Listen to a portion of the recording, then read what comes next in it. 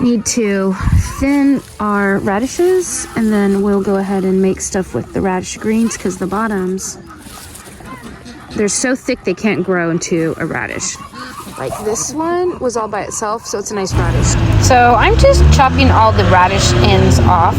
I'll throw those into the compost and then washing them really, really well. I'm just spraying them off first, and then I'm going to put them into a big plastic bowl full of water and slosh them around, and then finally I'll end up spraying them off one more time.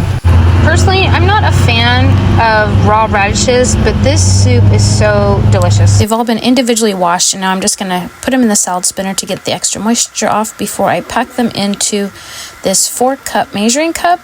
I really just stuff them in there and try to pack it as full as possible. This soup does not sound good, but trust me, it is so delicious, especially on a cold evening. It is just really nice to sip some creamy, tasty soup. Add some sort of fat, margarine, butter, oil, whatever you have.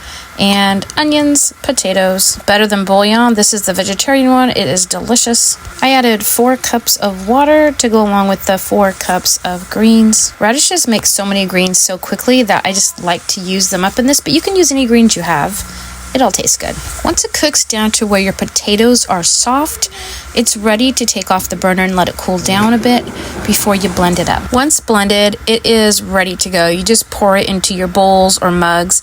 A really nice thing about this is you can grow all these ingredients super easy at home in a very small space.